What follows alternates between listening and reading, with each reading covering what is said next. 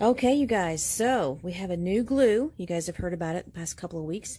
And I'm going to give you a little demo today.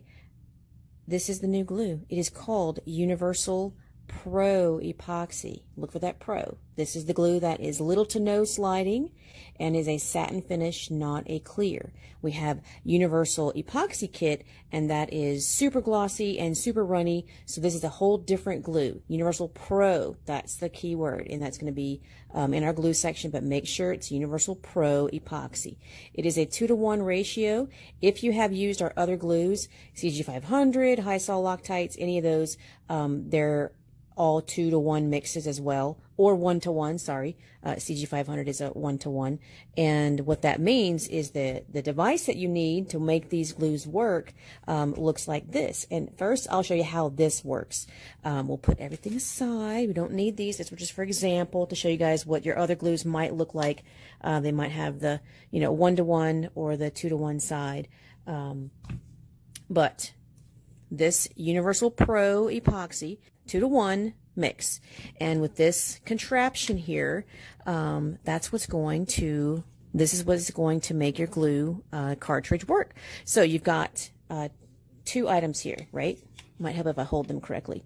You want to have your dots, your circles facing the same direction, okay? You want to insert it into this little mouth here. There's a silver bar inside. There's also a little lever back here. With your thumb, as you move that bar, it opens up. Rawr, rawr, rawr. So yeah, it's a little monster too. Lower that bar with your thumb, and it's going to leave an opening, and then you're going to insert this little tongue inside here, right? Goes all the way through, pull it all the way out. Make sure this is lifted to pull that. It's nice and flush with this area. Then you're going to take your glue and match up the big side with the little side. It's going to have these little openings here. Get the glue inside that. Sometimes you got to push it pretty firmly. If this doesn't go down all the way, it's totally fine. Sometimes the glues are just too tight. I'm not going to overstrain my hands to close that. It's not a huge part of any of this situation. So if it closes, great. If it doesn't, it's okay. The next thing you want to do is press your lever up and push this in if it might go in some. And it comes with a 2-part static mixer, so it could mix inside this. If you put this on and squeeze a trigger, it will mix inside this. You can totally use these. We don't usually bother using these because number 1, they're expensive, and number 2, sometimes we don't need this much glue, and you have to use lots of tips throughout your project, so we don't usually use those. We do like to just mix on scrap paper. I've got a little silicone here, and you want to twist open your lid. It's going to have a little tip on it, a little point when you have those open and close. So twist it open. See how that was right there? That little star point right there is on that. That's also how you close it. It has to fit back on there just that same way to be able to close that, right? So take this guy off. I want you to squirt some out onto your scrap paper, junk mail, whatever you want to mix your glue on. And I want you to pay attention to if it comes, see how that did not come out at the same time. Just a nice small little push to check that.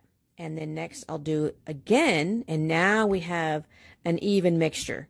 So don't use this part, only use the part that came out perfectly. And you can use whatever you want to mix things with. You can use toothpicks, you can use swabs, you can use paintbrushes and stuff like that. All right, you can mix with your little applicator sticks. You can mix with a toothpick. I'm going to choose to mix with a toothpick today because less glue is more. You guys have seen us mix like pretty heavy glue applications, especially if you're mixing glitter or mica powders into the glue. It does need to be a little bit thicker. But for the best process, less is more. All right, so I'm going to use a toothpick today. You can also use a syringe to apply your glue after you mix it. Lots of ways. There's no one way, but less glue is more. So after you mix this for a few minutes, all right, so I mixed it for a couple of minutes. This glue is also about a 2-hour working time, depending on the temperature in your room. If it's a hot room, you have less time. If it's a cold room, you have even more time. And it should be about a 4-hour cure time, depending on the temperature in your room. Also, I'm going to go ahead and put my lid on here before this gets messy, because it can tend to get messy. Remember, the little point on this end here goes in the point on that end there. Put those two together, give it a twist, and now you're done. Again, this device works with lots of glues that we use. You do not have to buy an extra one if you already have one.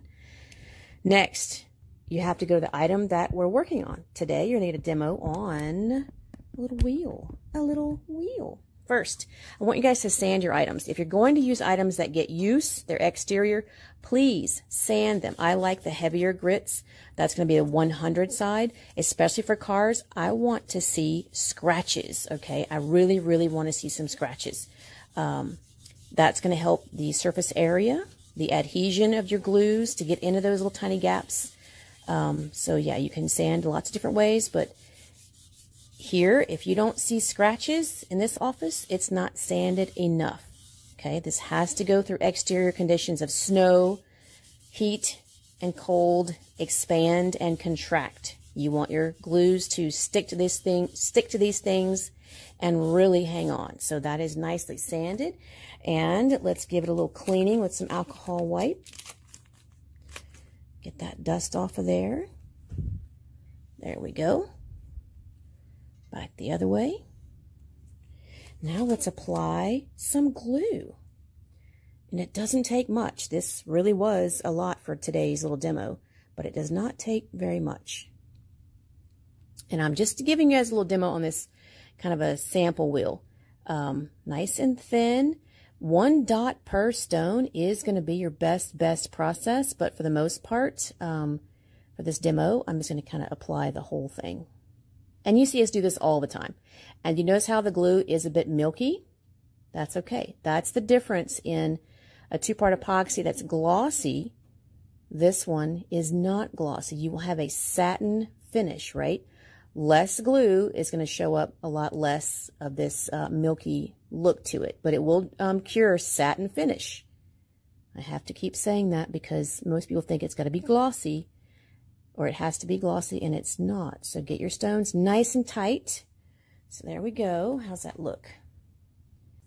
All right, so I've got my glue applied. It's nice, and it's a very thin coat with this toothpick here. You can use lots of things to apply your glue. Toothpicks get it nice and thin, and then let's add a couple of stones. The reason why we love this glue is because it has little to no sliding. So I'll start here with this size 20 or 5 millimeter. And we're just going to go kind of across each way. And what do you guys see? No sliding. The glue is not dripping off. I also want your stones to be super tight, super duper close together, right?